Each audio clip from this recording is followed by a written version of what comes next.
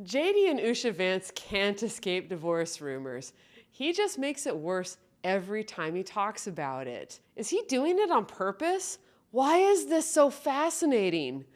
I'm Amanda Marcotte. We'll answer those questions and more on Standing Room Only.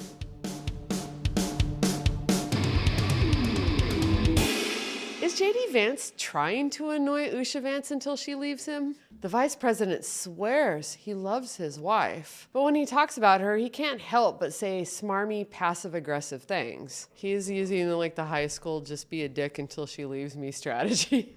Look, we are a little obsessed about the JD and Usha drama here at Standing Room Only, but they keep giving us material. Look at how JD reacted when a troll generated an AI photo of him berating Usha in a public setting. He got angry and reposted the image. JD is internet savvy. He knows this will just generate more gossip and humiliate his wife even more. Is that what he wants? I am sad to report that his latest interview with NBC News was not recorded on video. But hey, at least we don't have to hear his smug voice. Still, I'd like to do a close reading of his comments to NBC News about his marriage. And to really get the emotional impact of hearing these words from your partner, I asked my boyfriend, Mark, to play the role of JD Vance. I haven't seen these clips, to be clear. Oh, Lord. With anything in life, you take the good with the bad. You accept there are some sacrifices, and there are some very good things that come along with it too. But our marriage is as strong as it's ever been. It's like a nightmare alternate world. I hope his employees weren't there. If the goal was to make the divorce rumors go away, well, this was a failure. The average voter may not know the intricacies of tax policy, but everyone knows that saying your marriage is the best it's ever been is putting too much spin on the ball. It's a defensiveness that suggests you're lying, and we know that JD loves to lie. I think Usha's really taken to it. And it's been kind of cool to see how she's developed and evolved in this new role.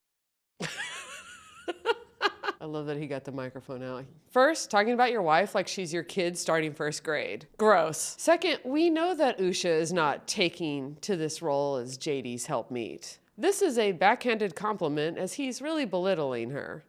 As we've covered in our prior videos, Usha really wants to go back to her old life.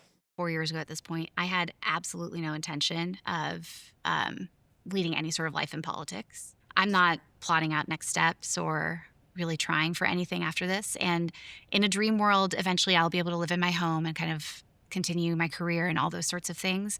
If you were her therapist, you would be like, this is a red fucking flag. And now more from Mark giving me nightmares by playing JD Vance. There are certainly ways in which it's difficult on the family. I am not going to pretend that it isn't, but it's the sacrifice we signed up for. Again, with his lies. Feels weird to say that when it was Mark. Thank you, Mark. I know that was hard. We've been together longer than JD Vance and Usha Vance have. So I have a little bit more security in my relationship. Again, with his lies. There was no we in this decision. When Usha talks about it, it sure sounds like he sprung it on her without her consent. How did you feel when you found out that Vice President Vance was being chosen as vice president? When we first found out, it was maybe 5 minutes before it was made public. There was really no opportunity for reflection or anything like that. We have covered that one before. It's just so sad. Not that she's blameless. As many of you noted in the comments on our last video on this, she could divorce him, but she hasn't. Still, this is quite simple. The vice president has burrowed himself into a far-right ideology, one that valorizes female submission in traditional gender roles. He wants to appeal to those weird online dudes who want women to quit work and go back to the kitchen. But he has a problem. His wife is a poor fit for the trad wife fantasy he's trying to sell. I'll be talking about this more during Pass the Mic with my guest, Moira Donegan. The latest round of gossip started after Usha was seen outside of the house without her wedding ring. This was after JD had a very intimate-looking hug with Erica Kirk, the widow of Charlie Kirk. And Erica Kirk's defense of this was really weird. Forgive me, did you see people didn't understand the hug that you and JD had? I will give you a free hug anytime you want a hug. My love language is touch, if you will. But I will give you a play-by-play. Like walking, they just played the emotional video. I'm walking over, he's walking over, I'm starting to cry. He says, he's so proud of you. And I say, God bless you. And I touch the back of his head. Anyone who I've hugged that I have touched the back of your head when I hug you, I always say, God bless you. That's just me. If you want to take that out of context, go right ahead. Again, that to me shows that you need a hug more than anyone else. So if anyone... They were acting like you touched the back of his ass. All right, Megan. Look, we at Standing Room Only can litigate this for a shockingly long time. But I'll just say that if a woman hugged my boyfriend like that and then said it's just her love language, I would not feel reassured. Okay, back to Usha not wearing her wedding ring. The Vances released a statement about it that's so weirdly defensive that it couldn't help but raise suspicions. The spokesperson said that Usha does a lot of dishes, gives a lot of baths, and forgets her ring sometimes. No, just no. Usha is not some housewife swanning around a humble middle-class kitchen while wearing a pinafore. She doesn't spend her day scouring dirty dishes. This annoyed me, so I did some research into it. That'll be on my grave. The vice president and his wife live at a sprawling mansion on the grounds of the Naval Observatory. The Navy provides them with a household staff. Those people do the cooking, cleaning, and maintenance work on the 9,000 square foot home.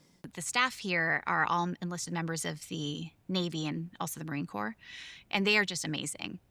Our kids have befriended them. We've befriended them. It's really exciting when they get engaged. We have a party for them. They come upstairs all the time, and we're showing them all the crafts that we're doing. We go downstairs to the basement and admire all of their cooking. I mean, you gotta admit, like, if you're in the Navy, it is kind of a sweet gig, except for the JD Vance part. Usha might wash a dish or two. Sometimes you have a snack and it's easier to rinse off the dish than summon Jeeves to do it for you. I assume I don't have servants. But she does not spend all her time washing dishes. Plus, her kids are 8, 5, and 3 years old. She is well out of the baby bath era. It's a weird lie, but it tells us a lot about JD. When they got married, he seemed to appreciate that she was an ambitious career woman. But since entering politics, JD has gotten really nasty about women who reject traditional gender roles. But in 2 days, we are going to take out the trash in Washington, D.C., and the trash's name is Kamala Harris. We're effectively run in this country via the Democrats, via our corporate oligarchs, by a bunch of childless cat ladies who are miserable at their own lives and the choices that they've made. I asked Vance if he thought anti-abortion laws should include exceptions for rape or incest. Look, I think two wrongs don't make a right. At the end of the day, we're talking about an unborn baby. It's not whether a woman should be forced to bring a child to term, it's whether a child should be allowed to live, even though the circumstances of that child's birth are somehow inconvenient or a problem to the society. When the big corporations come against you for passing abortion restrictions, when corporations are so desperate for cheap labor that they don't want people to parent children, she's right to say that abortion restrictions are bad for business. Note that he considers women who work cheap labor. I doubt very much that he calls men who work cheap labor. Of course, now Usha Vance is cheap labor because she works for him for free. It is at this point that I must re-up this clip of Erica Kirk talking about who could replace her husband. No one will ever replace my husband. No. But I do see some similarities of my husband in JD. And Vice President JD Vance. I do. Double meanings galore. But it is true that JD has been trying to appropriate Charlie's fan base. He guest hosted on Charlie's show after all. And as we've covered on many prior videos, Charlie was even more explicit about telling women to quit work and school so that they can be housewives. And Charlie had Erica, who's much better at pretending to be this dolled up housewife fluffing pillows all day. So now we have to endure this ham-fisted effort to shove Usha Vance into that role. We're told that she's so focused on washing dishes that she forgets her wedding ring. Yeah, the Marines put Usha on potato peeling duty. Or maybe it really is that JD is trying to get Usha to leave him. But you have to imagine that she doesn't love the way that he publicly takes digs at her. It's a childish way for a man to act, especially the vice president. But this is JD Vance that we're talking about. Acting like a toddler got him this far. He's not going to stop now. I'd like to welcome Moira Donegan to the program. She's a columnist at The Guardian and just an awesome commentator on all things feminism and gender roles. Welcome to Standing Room Only, Moira. Thank you so much for having me. It's great to be here. So kind of the way we do things on the show is we're just going to show you some clips of Usha and JD doing their thing and see if you have some reactions to it. And the first one I really want to show you is Usha telling the charming romantic tale of how she fell in love with her Prince Charming, JD Vance. He and I just had the exact same schedule for the first semester with another 15, 16 people. So we were just sort of stuck together whether we wanted to be or not. And I mean, we even had in I think our first semester or first couple of weeks a paper that we had to write together that required, sitting and working through all sorts of things. We didn't know each other at all. But that was a wonderful basis for friendship. So we were friends for a while before we started actually dating. Mm-hmm. I think it's fair to say that JD was sort of the pedal in this relationship, and I was a little bit of the brakes because I was sort of focused on all the schooling part of it. So she doesn't do a ton of interviews, but when she does, inevitably the interviewer wants to hear about her romantic love story. And every time it's a variation of this. Yeah, we hung out and then just sort of got married, I guess.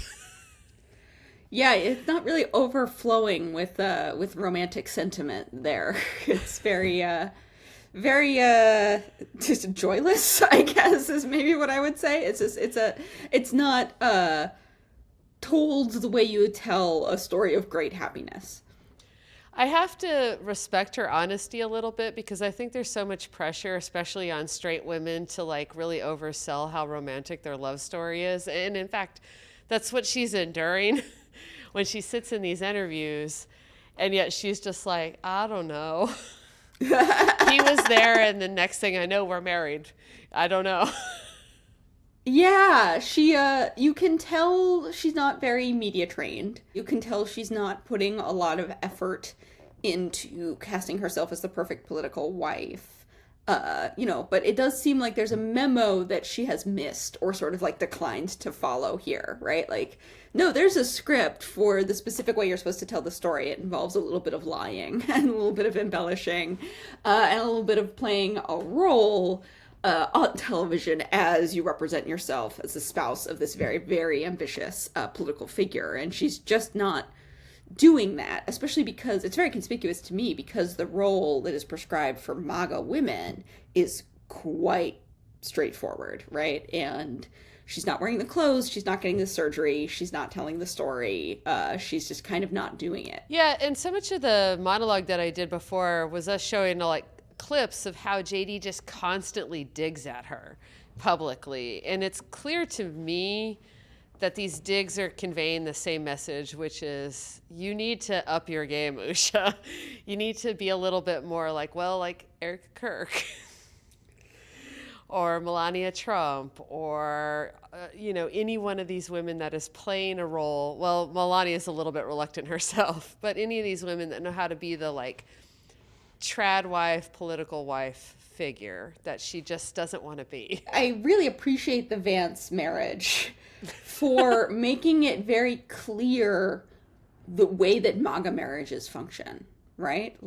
There is the Erica Kirk sort of worshipful inheritor of a male project. There is the Melania Trump sort of status trophy object, right? That is meant to mark the husband's status to other men, right? And Usha is just sort of not doing any of those things. And it's very interesting because it makes clear how different a political marriage on the MAGA right is than what we would consider a human marriage, right? Between equals who might, hopefully like each other. That's really not what is at play. MAGA women have a very specific prescribed role that is meant to aid their husbands in their husband's pursuit of power, their husband's pursuit of status among other men in this world. I wonder if maybe Usha was a better object for that back when JD Vance was in a different world, right? Like, Yeah. it strikes me from what I know about Usha, which, you know, none of us know a ton because she is so reluctant to speak to the press and because she has been so circumspect and controlled in her own, like, public image. But it strikes me that, you know, when JD Vance thought he was going to be an elite lawyer, Usha was probably a pretty good trophy wife for that purpose, right? She was a highly academically accomplished student at Yale Law when they met. He famously told one of their friends that, you know, what he first was drawn to in Usha was her ambition.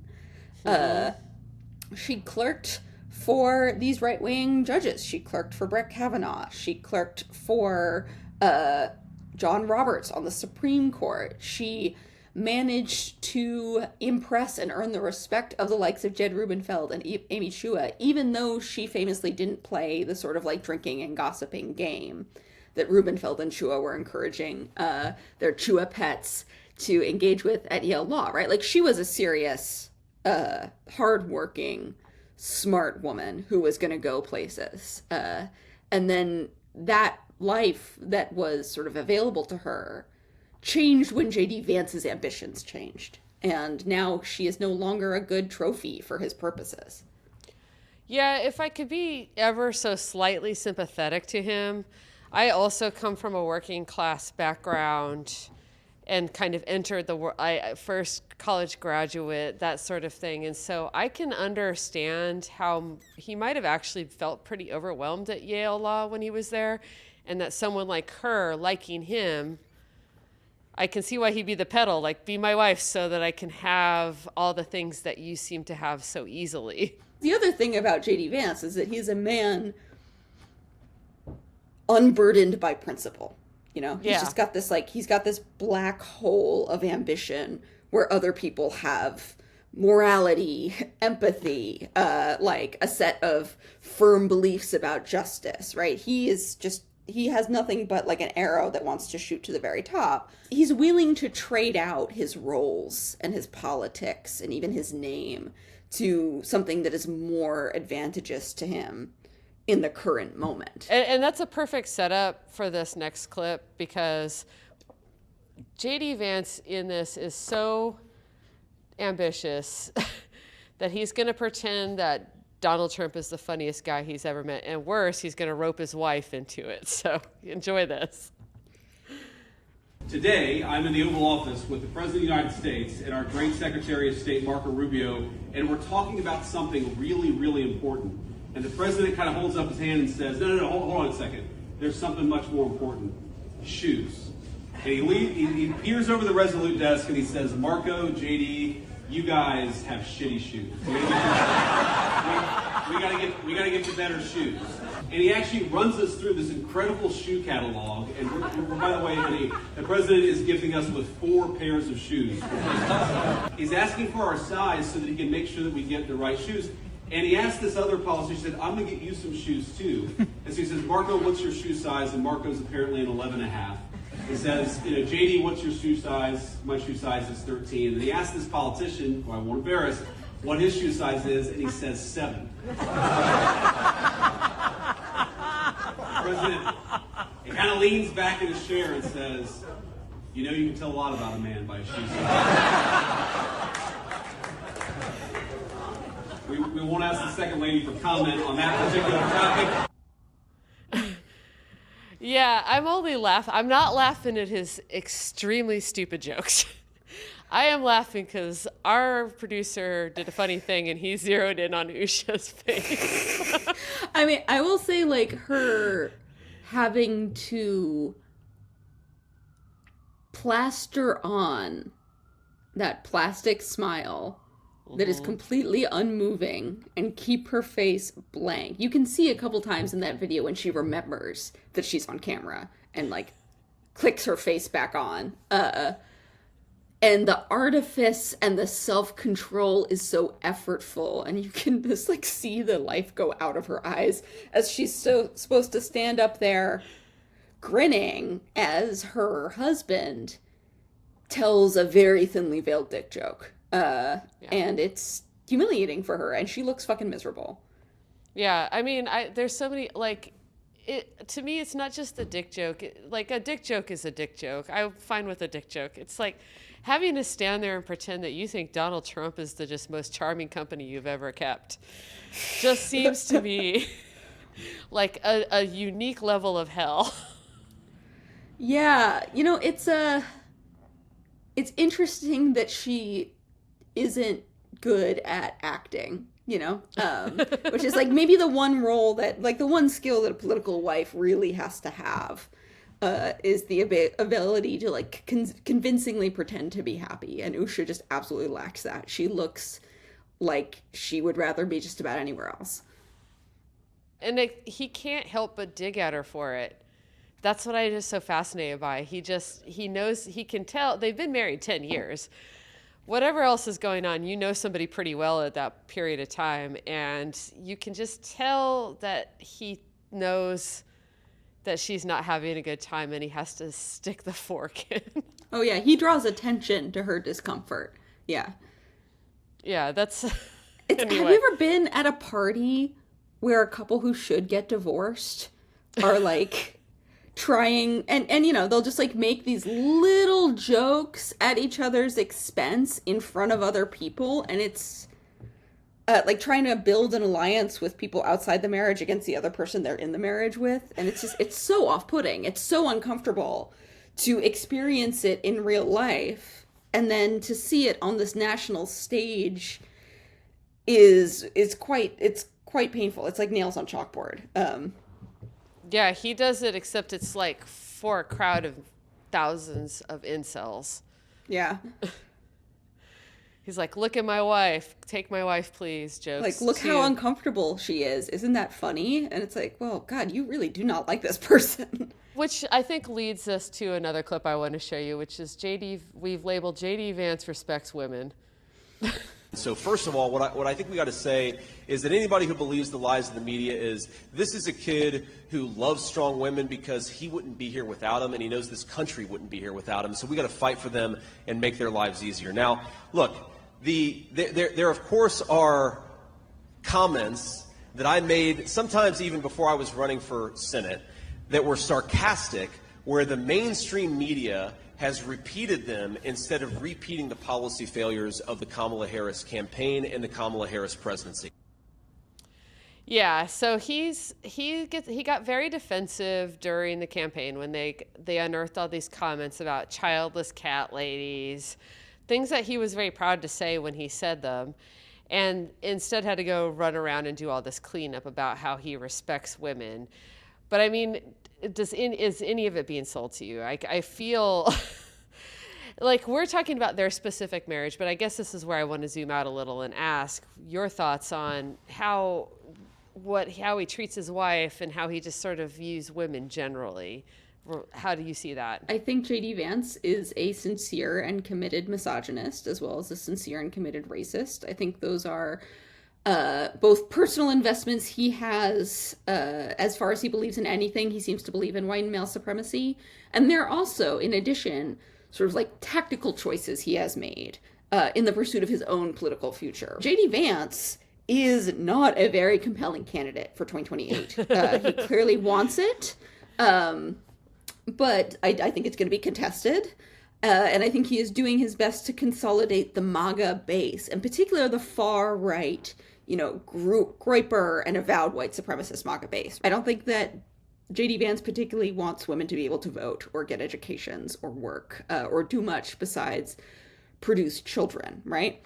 I do think about his marriage specifically that Usha is not just sort of like a failure to give a value add in the sense that like an Erica Kirk type wife or style of wife would be, right? She is not a sexual status symbol the way that like Melania Trump is for Donald Trump. She doesn't look like this like surgically enhanced like quasi-pornographic figure that a lot of the MAGA women make themselves look like as a sort of tribute to male status and a sign of their own like ideological investments. Usha doesn't do that. She doesn't sort of fawn on him well in public.